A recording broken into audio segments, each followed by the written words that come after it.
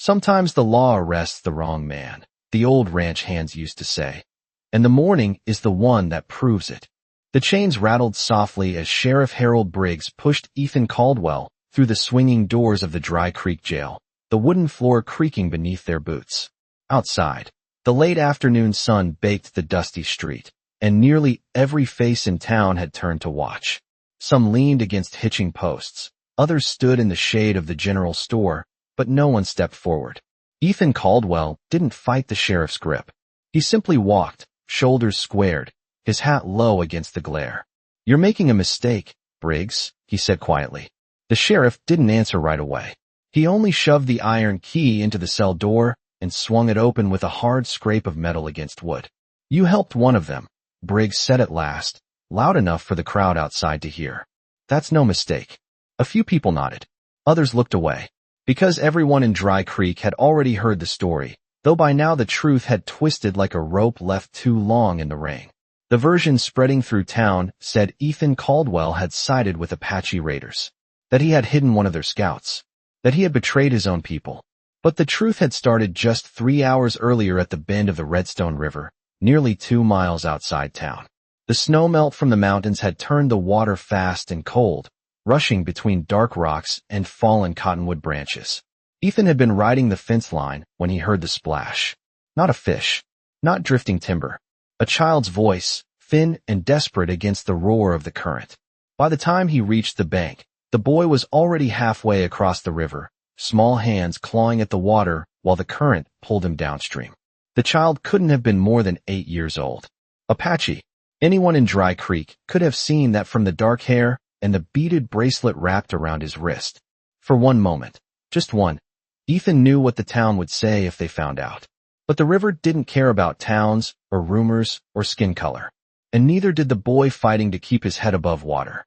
Ethan kicked free of the saddle and stepped straight into the freezing current, boots sliding against the stones as the water climbed past his knees, then his waist.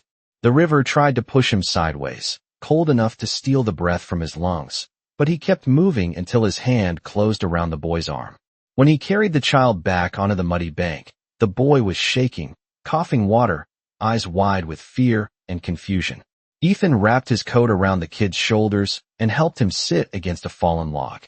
No speech, no questions, just a quiet moment beneath the wind and the sound of the river moving on. But someone from Dry Creek had been riding the ridge above the bend that afternoon. And by the time Ethan returned to town, the story waiting for him wasn't about saving a drowning child. It was about a rancher who helped an Apache. The jail door slammed shut with a hollow echo, the iron bars rattling once before settling into silence. Sheriff Briggs turned the key slowly, then stepped back from the cell. Outside the window, the sky over the western hills had begun to turn the deep orange of a desert sunset. Ethan rested his arms against the wooden bench and watched the fading light without saying another word. Because somewhere beyond those hills, far past the river and the cottonwoods and the long empty miles of prairie, there were people who would hear what had happened in Dry Creek that afternoon. And morning was coming faster than the town expected. The town of Dry Creek settled into an uneasy quiet after the jail door closed, the kind of silence that stretches across a frontier town when something feels wrong, but no one is brave enough to say it out loud. Lanterns began to glow along the wooden storefronts, their yellow light flickering across hitching posts and wagon wheels as the evening wind carried dust slowly down the street. Inside the small jailhouse, Ethan Caldwell sat on the narrow bench beneath the window, his hat resting beside him and the fading sunlight painting long shadows across the plank floor. He could still hear the murmur of voices outside, townsfolk passing by, pretending not to look through the iron bars. Some of them had known Ethan for years. They had bought cattle from him, shared coffee on cold mornings, asked for help when storms knocked down their fences. But tonight none of that seemed to matter. In Dry Creek, rumors traveled faster than the river that ran past the edge of town. Sheriff Harold Briggs remained near the desk, leaning back in his chair with his boots crossed and his badge glinting under the lamplight. He studied Ethan with the slow patience of a man who believed he had already won. "You should have thought about the consequences," Briggs said after a while, his voice low but sharp. "A rancher helping an Apache child makes people nervous. Ethan lifted his eyes, but did not move from the bench. The boy was in the river, he replied calmly. Anyone with eyes could see he needed help. The sheriff shook his head as if that answer proved his point. This town has rules, Caldwell. Folks around here remember the raids, the stolen horses, the long winters when supplies disappeared from wagons heading west. People do not forget things like that. Ethan did not argue. He only turned his gaze back toward the window where the sky had faded into deep purple beyond the rooftops of Dry Creek.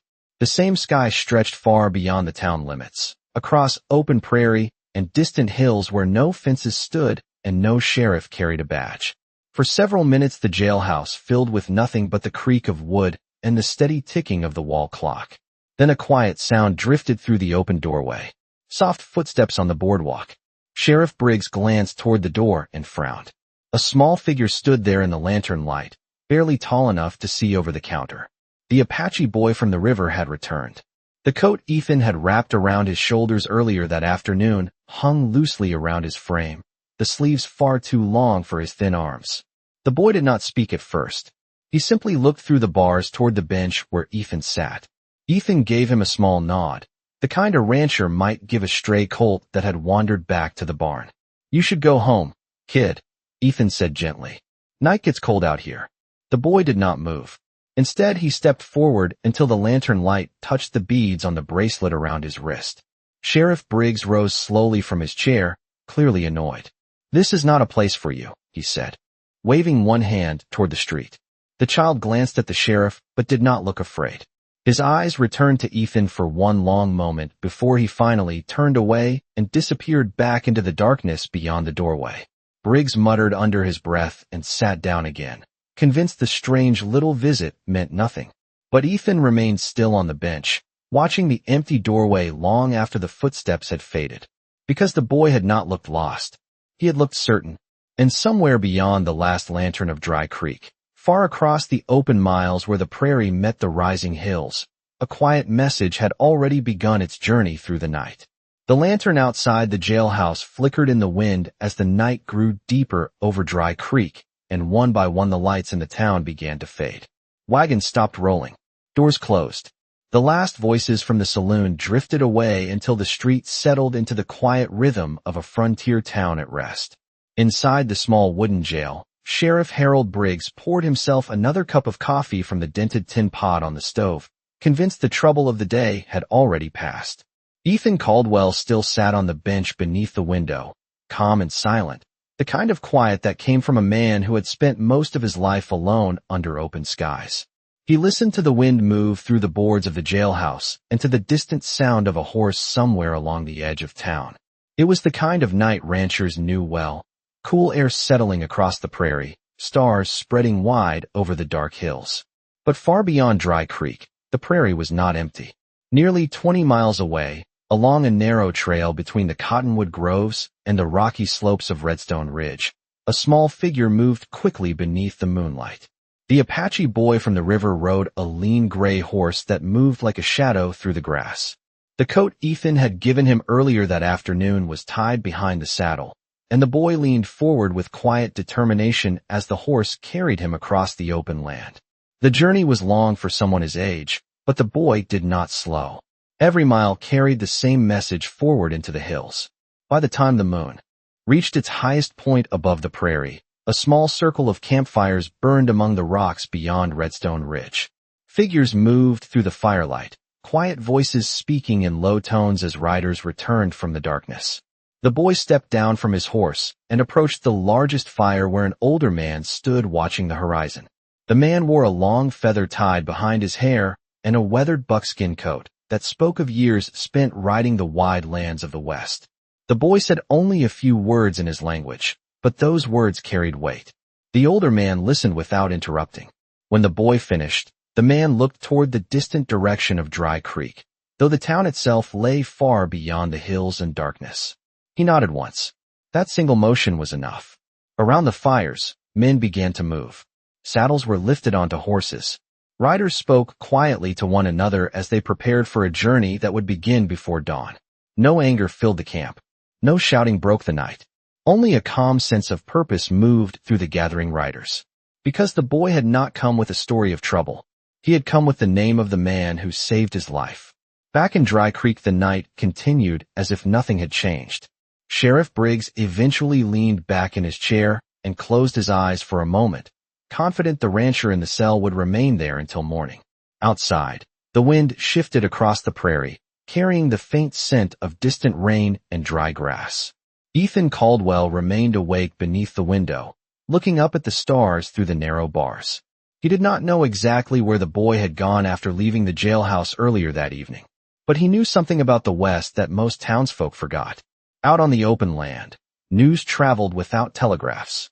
And sometimes, when the morning sun rose over the hills, the prairie answered in ways a small town never expected. The first light of morning had not yet reached the rooftops of Dry Creek when the prairie began to stir. A pale gray horizon stretched beyond the town, and the cool air carried the quiet scent of dust and sagebrush drifting across the open land. Most of the town still slept. The general store remained dark. The saloon doors hung motionless. Only the jailhouse lantern continued to glow faintly through the window where Sheriff Harold Briggs had spent the night at his desk. Inside the small cell, Ethan Caldwell had not slept much at all. Years of ranch life had trained him to wake before the sun, long before cattle began moving across pasture and before the wind warmed the fields. Now he sat beneath the window watching the sky slowly lighten above the distant hills. The iron bars cast thin shadows across the floor as the first streak of morning crept over the horizon. Sheriff Briggs stirred in his chair and rubbed his eyes, glancing toward the window with the slow irritation of a man who preferred mornings to arrive later. He poured the last of the coffee from the pot into his tin cup and muttered something under his breath about the trouble one stubborn rancher had caused. Ethan said nothing. He simply watched the growing light beyond the rooftops. The town began to wake piece by piece. A wagon creaked somewhere near the livery stable. A rooster called out behind the boarding house. The familiar sounds of Dry Creek returned the way they always did with the sunrise. Sheriff Briggs stood and stretched, confident that the day would move forward just like any other day on the frontier. But then a new sound drifted through the quiet morning air. At first it was faint enough that the sheriff ignored it. A distant rhythm carried by the wind, too steady to be thunder and too deep to be wagon wheels. Ethan lifted his head slightly. The sound came again, a low rolling beat moving across the prairie. Sheriff Briggs stepped toward the door and paused, listening more carefully this time. Outside, a few early risers had already stopped in the street, looking toward the eastern hills. The sound grew clearer with every passing second. Horses. Not one or two riders passing through town. Many. The kind of sound that spreads across open land like a drumbeat under the sky. Sheriff Briggs walked out onto the boardwalk and shaded his eyes against the rising sun. The light had just begun to touch the distant ridge line when a long trail of dust appeared along the horizon. At first it looked like nothing more than a pale cloud drifting above the grass. But then shapes began to form beneath it. Riders. Dozens of them.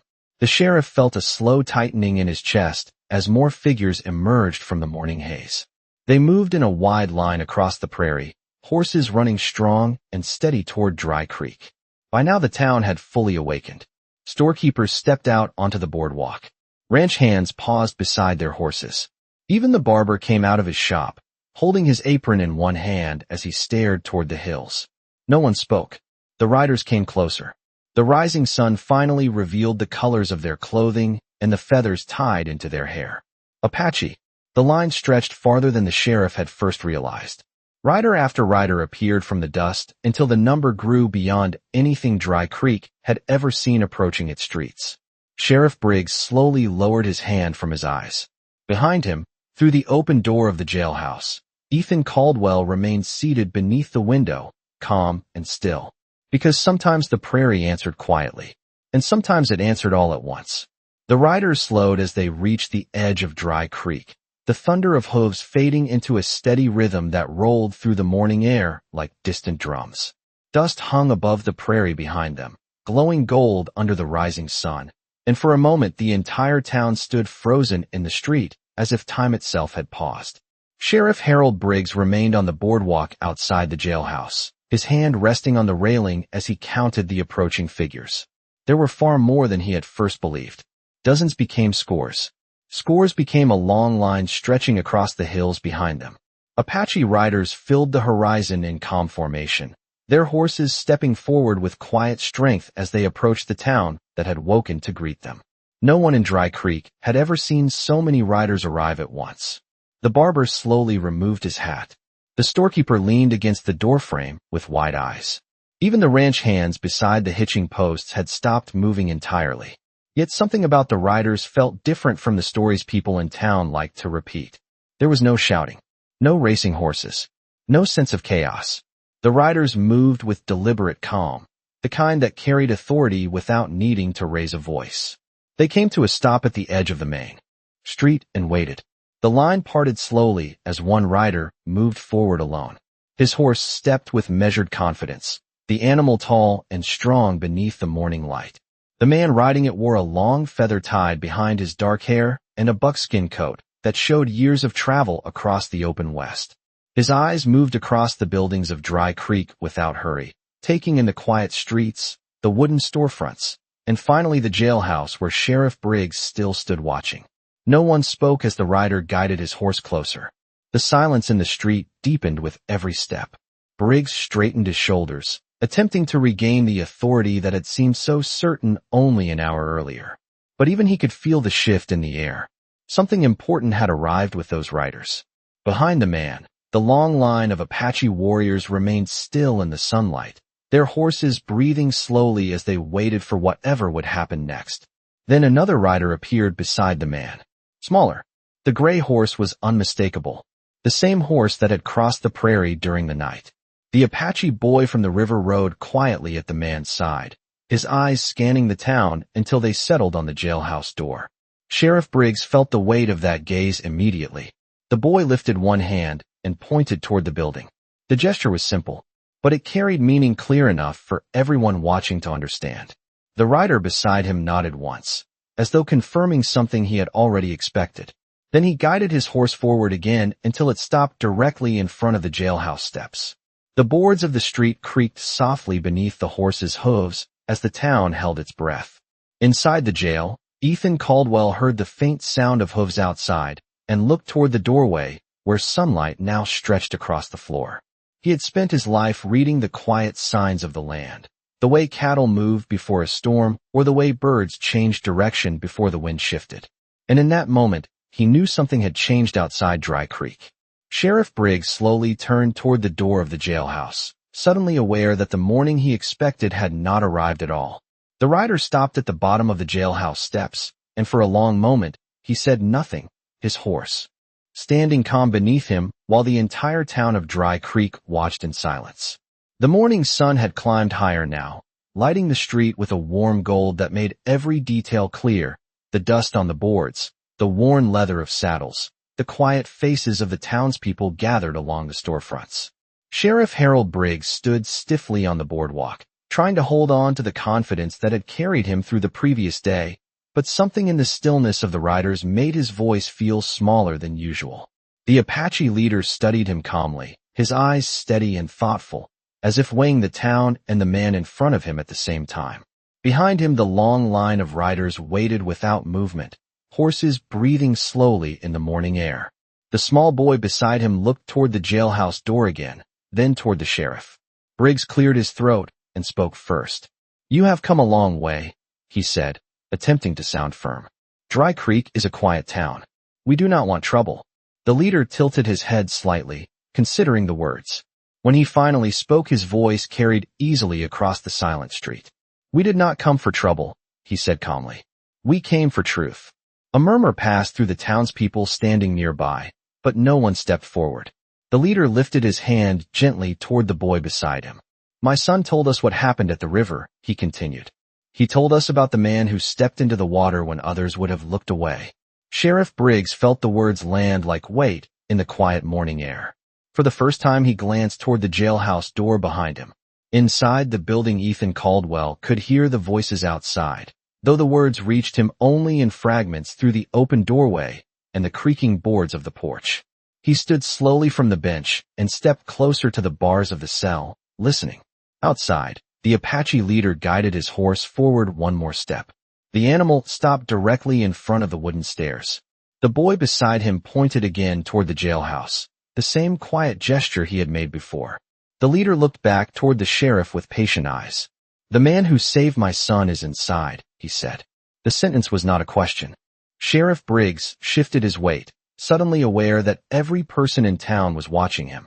Even the storekeeper who had always agreed with him stood quietly now, saying nothing. The sheriff hesitated before answering. "The man in that cell broke the rules of this town," he replied. The leader studied him carefully, then looked down at the boy beside him.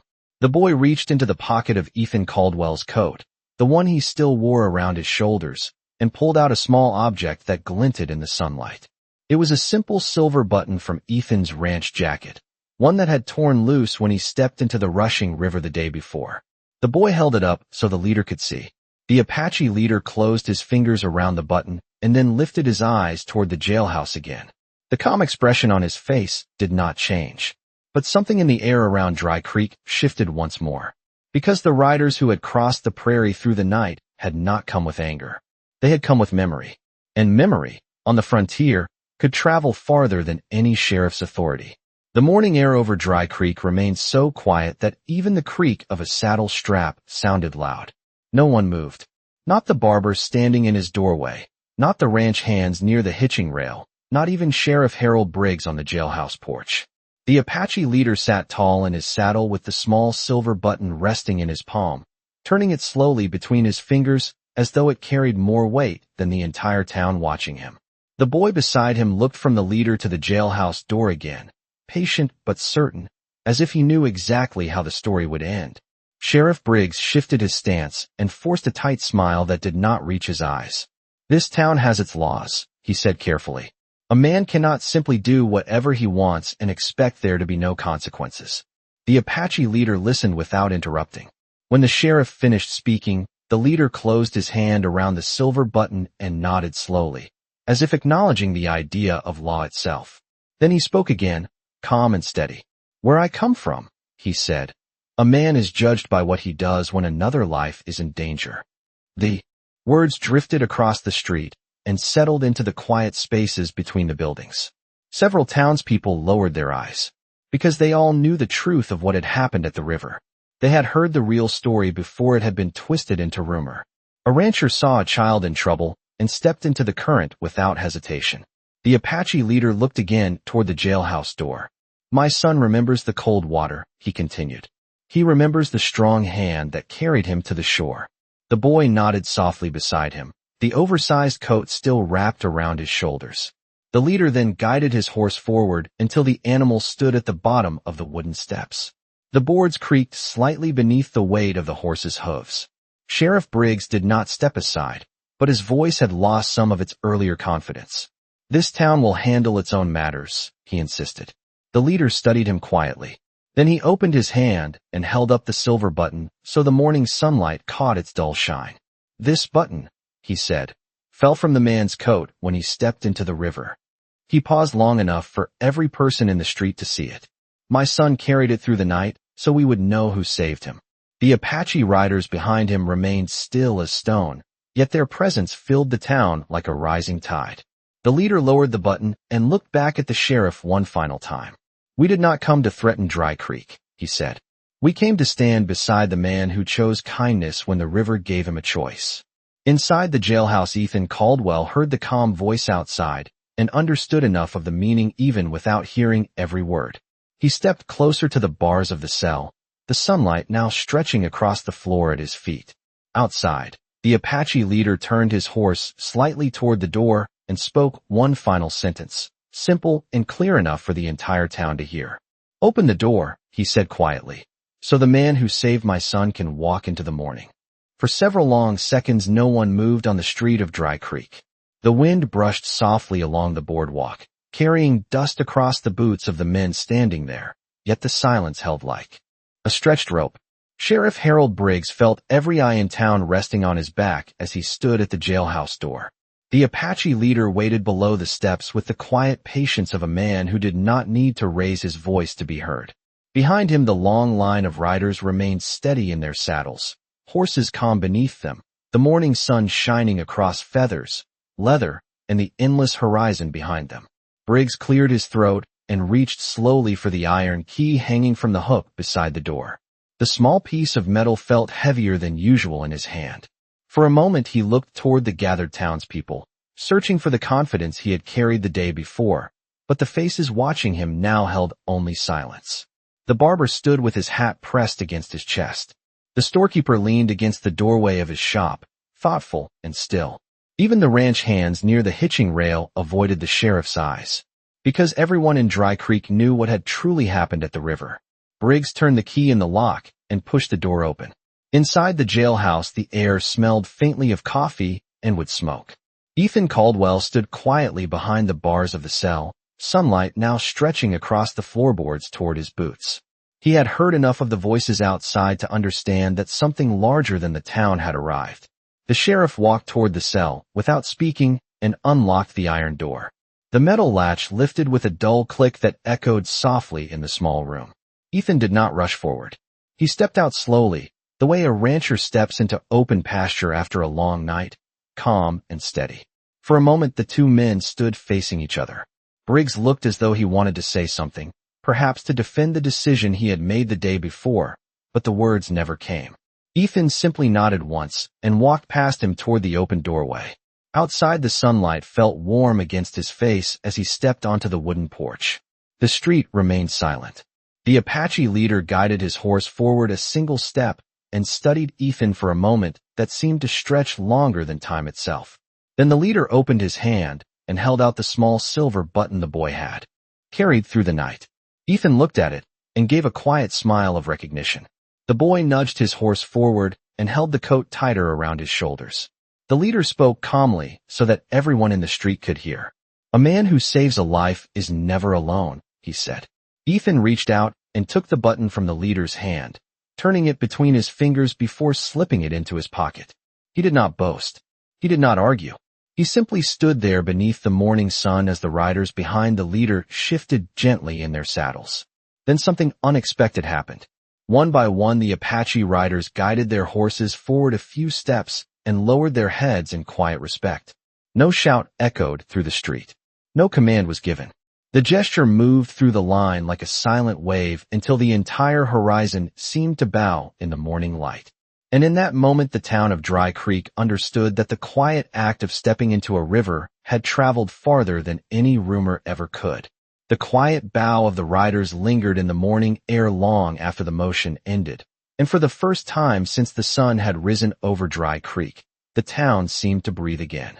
Ethan Caldwell stood on the porch of the jailhouse with the small silver button resting safely in his pocket, the same simple piece of metal that had fallen into the river the day before.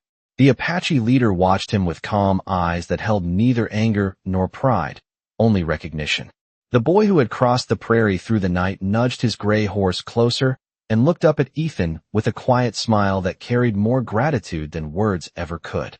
Ethan reached out and rested a steady hand against the horse's neck, the way a rancher greets a loyal animal after a long ride.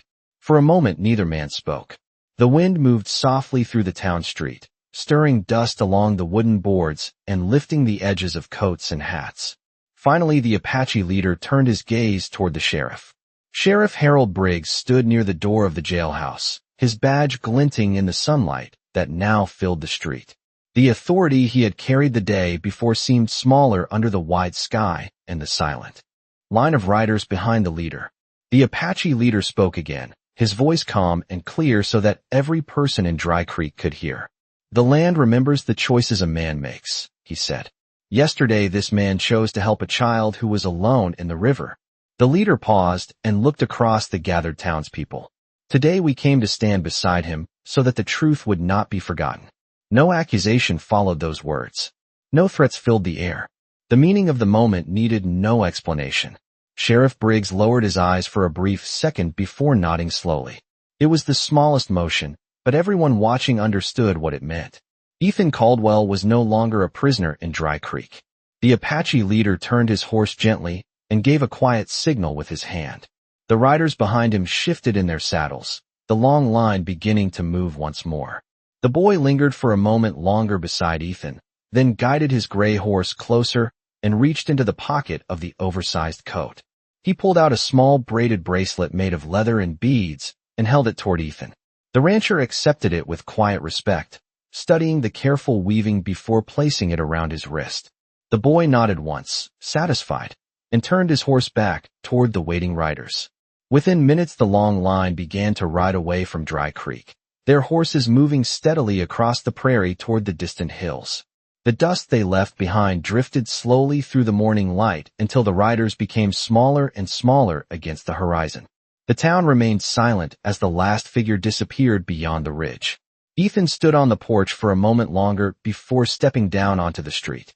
Around him the townspeople returned quietly to their stores, their wagons, and their work, but something in their faces had changed. Because out on the frontier a man's reputation could travel many miles. And sometimes the smallest act of kindness could echo across the prairie until even an entire town was forced to remember what honor truly looked like.